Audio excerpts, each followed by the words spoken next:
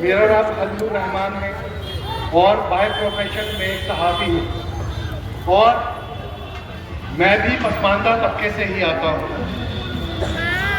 इस प्रोग्राम में जैसा कि हमारे सामने ये बच्चियाँ बैठी हुई हैं और इनके हाथों में जो तख्तियाँ हैं वो इस बात की तरफ इशारा करती हैं कि हमारा मुल्क दहशतगर्दी जैसे नासूर से जूझ रहा है। यह दहशतगर्दी सिर्फ एक बम धमाका नहीं, सिर्फ एक हमला नहीं, ये एक मुनज़्ज़म सोच और तमाम हिंदुस्तान के ऊपर एक हमला है जिसका मकसद आम लोगों में खौफ और मायूसी पैदा करना है। इसका मकसद समाजी ताने बाने को तोड़ना है। ये एक जुल्म है, जबर है और इंसानियत के खिलाफ तौहीन है। तो यहाँ पर बैठे हुए हम सभी साथी इस बात का अहद करें कि हम दहशतगर्दी के खिलाफ आवाज उठाएंगे।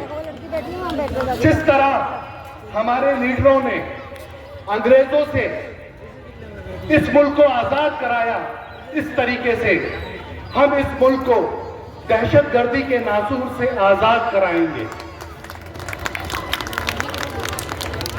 और यहां पर हिंदू मुस्लिम भाईचारे की एक मिसाल पैदा करेंगे।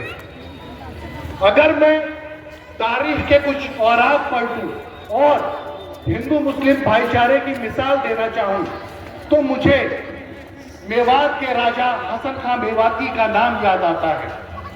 16वीं सदी में जब बाबर ने इब्राहिम लोदी को हराकर हिंदुस्तान के कुछ हिस्से पर कब्जा कर लिया तो उसका मकसद हिंदुस्तान के और हिस्सों पर कब्जा करना था, जिसके लिए उसने मेवाड़ के राजा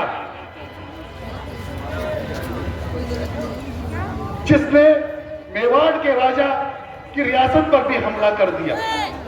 वहां पर मेवाड़ के राजा राणा सांगा, तब राणा सांगा का साथ मेवाड़ के राजा हसन खां मेवाती ने कंधे से कंधा मिलाकर दिया। उस वक्त बाबर ने हसन खां मेवाती को एक खत लिखा जिसमें उसने कहा कि हसन खां मेवाती, आप तो मुसलमान हो तो आप एक हिंदू राजा राणा सांगा का साथ क्यों दे रहे हो? तब उस वक्त हसन खां मेवाती ने जवाब दिया, ये मेरा कौम है, ये मेरी कौम है, ये मेरा वतन है और मैं हर उस ताकत के खिलाफ हूं जो मेरे इस वतन पर कब्जा करेगा और जो यहाँ के राजाओं, बादशाहों और यहाँ के लोगों के खिलाफ नाइंसाफी करेगा। तब राजा हसन खां मेवाती ने एक ही दिन में अपने 4000 घुड़सवारों के साथ शहादत का जाम पिया और अपनी जान कुर्बान कर दी। इस तरह उन्होंने हिंदू मुस्लिम भाईचारे की एक मिसाल पैदा कर दी।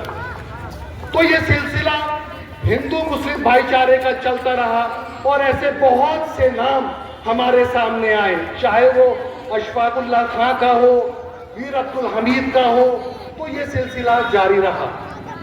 लेकिन कुछ वक्त में कुछ ऐसे भी नाम जिहाद लीडर पैदा हुए जिन्होंने सिर्फ हमारी कौम की दलाली की और हमें वोट बैंक के तौर पर इस्तेमाल किया। लेकिन अब हमारे बीच में एक बहादुर मां ने अपनी कोख से ऐसे लाद को पैदा किया है जो मुसलमानों की आवाज उठा रहा है, पसमानदा तबके की आवाज उठा रहा है, हिंदू मुस्लिम भाईचारे को मजबूत बना रहा है।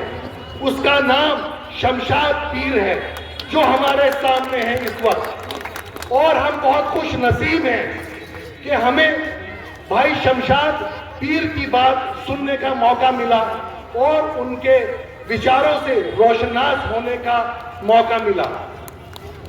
अब हमारी जिम्मेदारी बनती है कि हम सभी मिलकर शमशाद पीर भाई के साथ कंधे से कंधा मिलाकर इनकी आवाज को और मजबूत बनाएं और हिंदू भाईचारे को मजबूत बनाकर इस वतन, इस मुल्क को दहशतगर्दी की, जो यहां फैली हुई दहशतगर्दी है, इसको आजाद कराएं। शुक्रिया।